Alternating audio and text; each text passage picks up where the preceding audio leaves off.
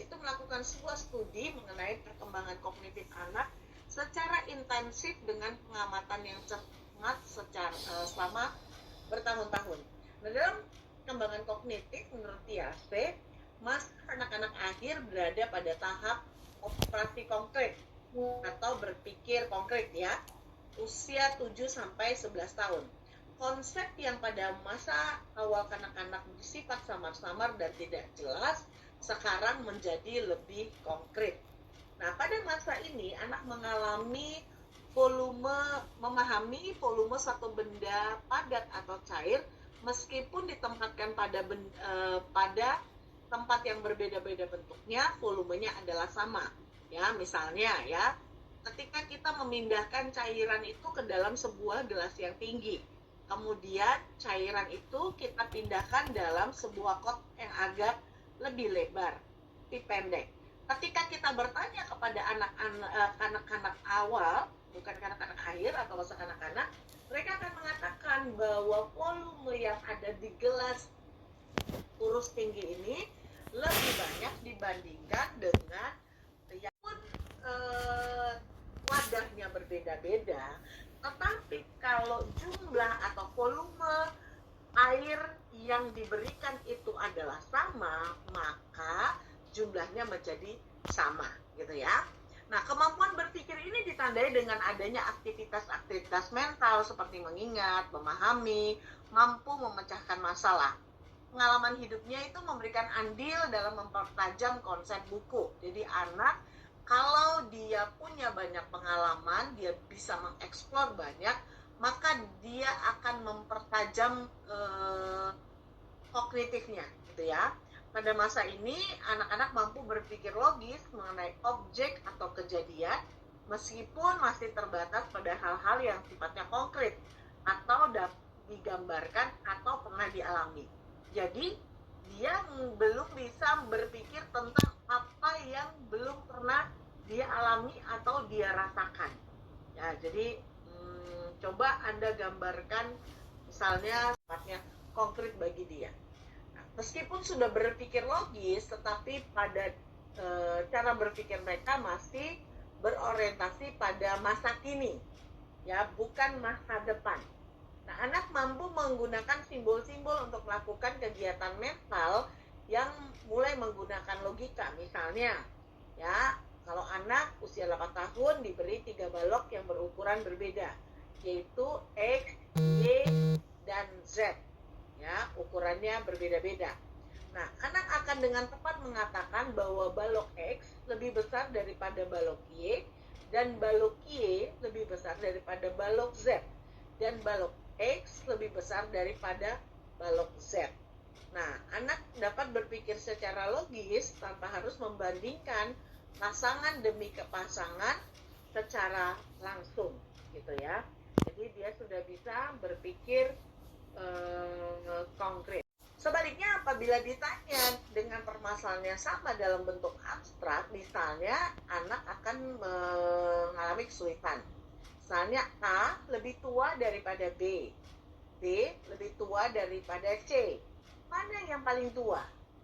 A, B, atau C? Atau pertanyaan mana yang paling muda? A, B, atau C?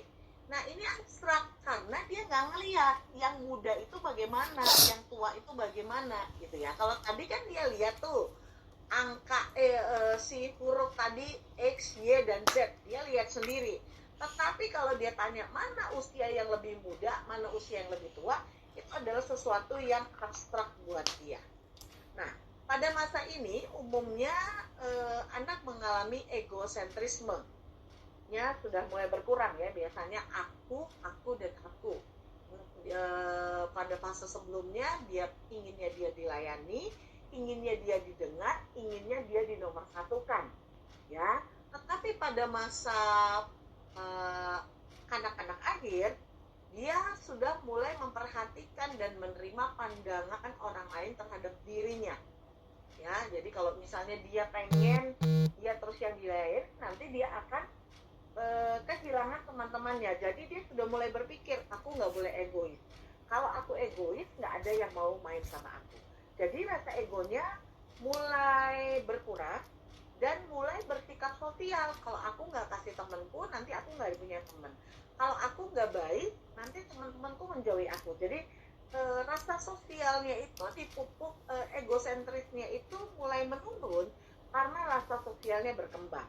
Nah, materi pembicaraan ini mulai ditujukan pada lingkungan sosial, tidak hanya pada dirinya. Tidak, aku punya kursi besar, aku punya yang warna merah, nggak aku lagi, tapi dia mulai bicara tentang satu kelompok teman-temannya, ya, tidak hanya dirinya saja. Nah, anak juga mampu mengklasifikasikan objek, ya, menurut beberapa tanda dan mampu menyusunnya dalam suatu seri berdasarkan satu dimensi, seperti misalnya tinggi dan berat, ya. Kalau ada angkanya, nah kan dia lihat tuh ya, angkanya ini lebih besar daripada angkanya ini, maka dia bisa menyusun sebuah serial, ya. Nah, mulai timbul pengertian tentang jumlah, panjang, luas, dan besar. Anak dapat berpikir dari banyak arah atau dimensi pada satu objek, ya. Jadi kalau dia lihat bola, dia tidak hanya melihat dari sisi bola yang depan dia lihat, tapi di belakangnya ada lingkaran, di belakangnya ada bundaran, di belakangnya tuh ada bagian yang menjadi bagian bola yang tidak terlihat oleh dia. Jadi dia tidak hanya terfokus pada bagian yang dia lihat saja. Kalau dulu sebelumnya pada masa anak usia dini, ya, dia hanya melihat bagian itu saja. Nah, ketika bagian tersebut ditutupi, dia bilang itu tidak ada atau hilang.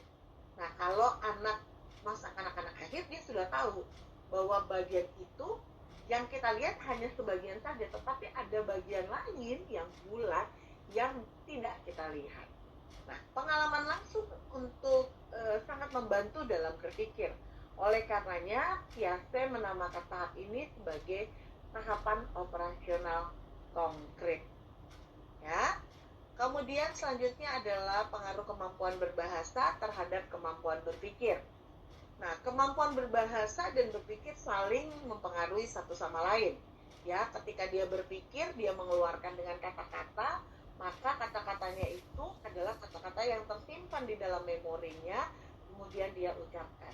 Jadi, kemampuan berpikir itu berpengaruh terhadap kemampuan berbahasa dan sebaliknya. Seorang yang rendah kemampuan berpikirnya akan mengalami kesulitan dalam menyusun kalimat yang baik, ya. Kalau kemampuan berpikirnya agak kurang, maka dia kalimatnya tuh tidak jelas, tidak lengkap, tidak tepat pada waktunya, gitu ya. Misalnya, ya, dia nyelep kalimatnya sih benar celutakannya, tapi idenya atau temanya tidak sesuai dengan pembicaraan saat ini. Nah, itu berarti kemampuan berpikirnya mengalami kesulitan. Ya, jadi yang baik itu dia bisa menyusun kalimat yang baik, logis, dan sistematik gitu. Sistematik. Artinya orang yang mendengarnya tuh bisa mengerti, tidak terlalu berpanjang-panjang, tidak terlalu dipotong menjadi pendek sehingga terjadi salah persepsi, tetapi kalimatnya itu sistematis. Kita ngerti dari misalnya satu kalimat yang dia ucapkan, kita bisa mengerti semuanya. Nah, hal ini akan berakibat sulitnya berkomunikasi kalau dia mengalami rendahnya kemampuan berpikir. Yang kedua, bersosialisasi berarti melakukan konteks dengan orang lain. Jadi orang bisa menyampaikan ide, gagasan dengan bahasa dan menangkap ide atau gagasan orang lain melalui bahasa. Jadi dengan kita bisa